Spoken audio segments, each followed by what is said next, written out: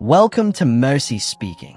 This video is about a significant woman in the history of the world, the Queen of Sheba. Who is the Queen of Sheba?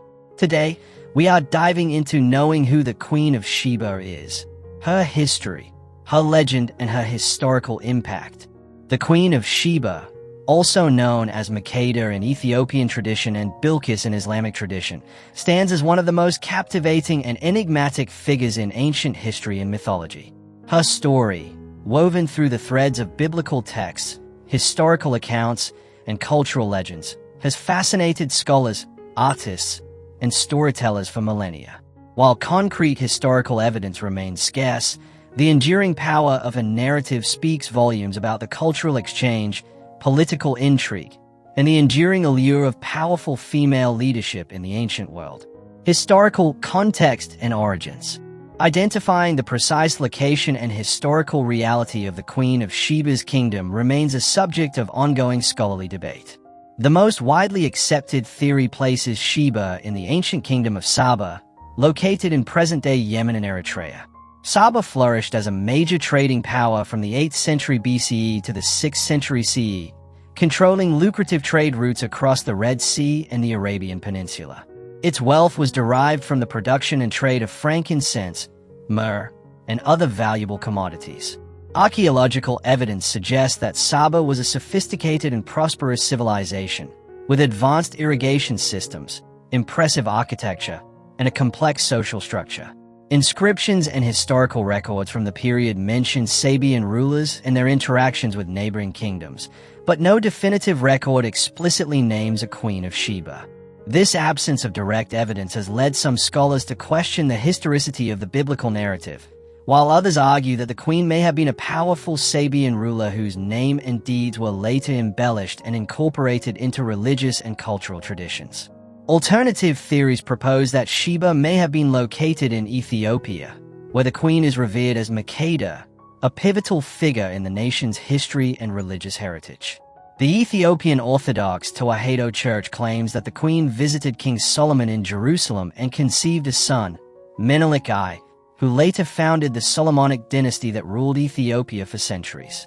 This narrative forms a central part of Ethiopian national identity and strengthens the country's historical ties to Judaism and Christianity. The biblical account, a diplomatic visit to King Solomon. The most well-known account of the Queen of Sheba's visit to King Solomon is found in the Hebrew Bible, 1 Kings 10 and 2 Chronicles 9, and the Quran, Surah and Naml. According to the biblical narrative, the Queen of Sheba heard of Solomon's great wisdom and wealth and traveled to Jerusalem with a magnificent entourage, laden with gifts of gold, spices, and precious stones, to test his knowledge and establish diplomatic relations.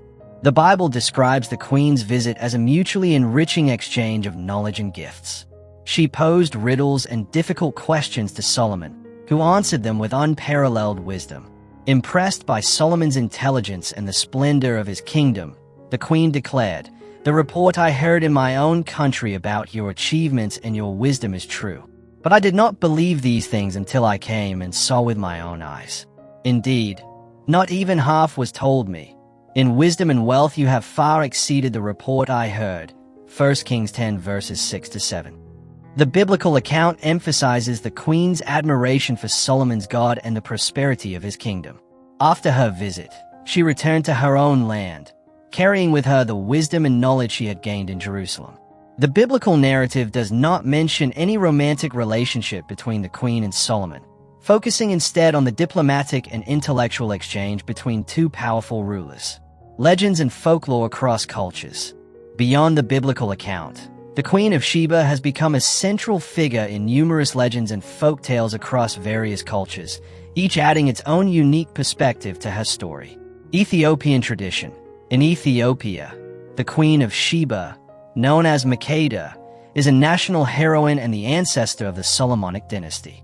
The Kebra Nagast, Glory of Kings, Ethiopia's national epic, recounts Makeda's journey to Jerusalem, her intellectual exchange with Solomon, and her subsequent union, which resulted in the birth of Menelik I. According to the Kebra Nagast, Menelik I later traveled to Jerusalem and brought the Ark of the Covenant back to Ethiopia, where it is believed to reside to this day.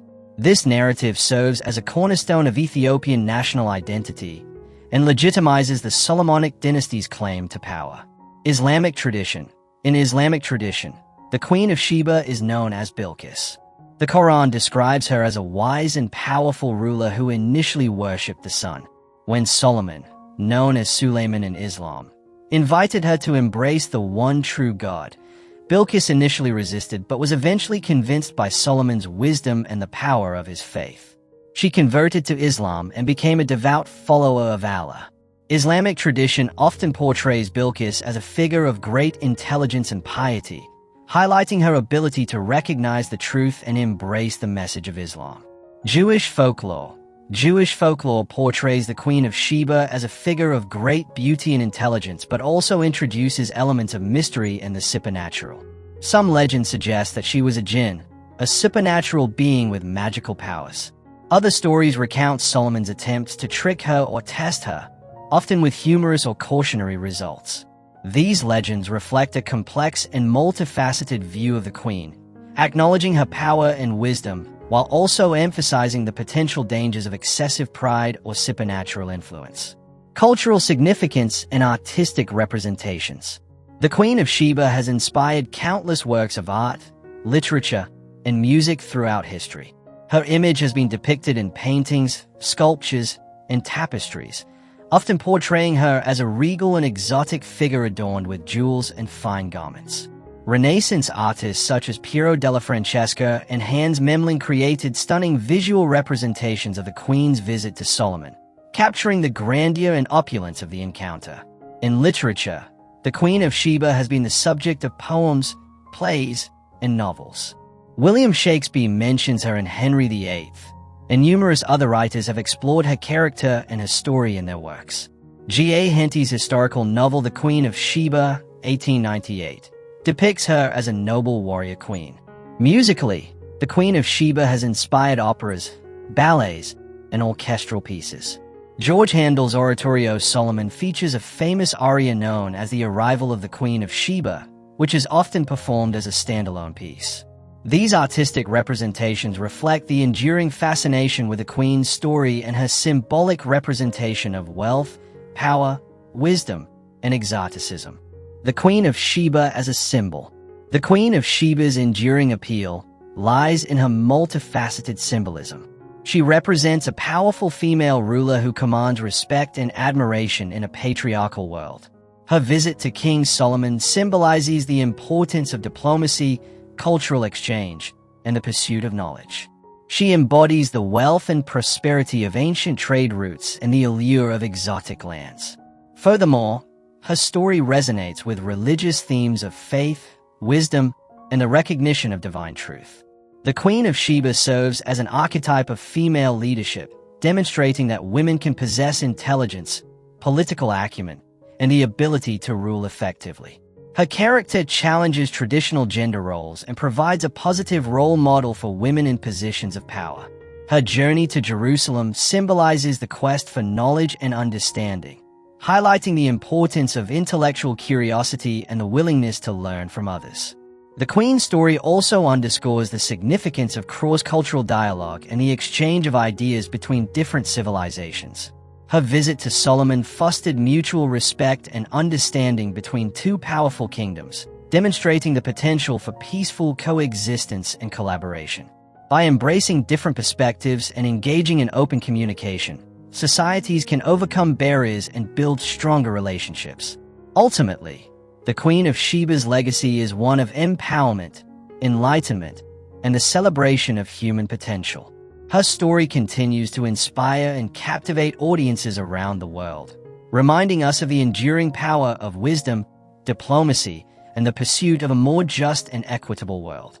Conclusion: the Queen of Sheba remains an enduring figure of mystery and fascination.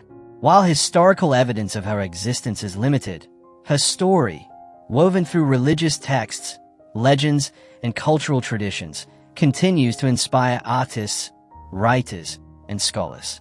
She embodies the qualities of wisdom, power, and diplomacy, and her legacy serves as a testament to the enduring impact of female leadership and cross-cultural exchange. The Queen of Sheba's story reminds us that the pursuit of knowledge and understanding can bridge divides and foster a more interconnected and harmonious world. Her legend lives on, continuing to spark our imagination and challenge our understanding of the past. Thanks for watching. Please like the video, subscribe and share. Stay tuned for another video in no distant time. God bless you.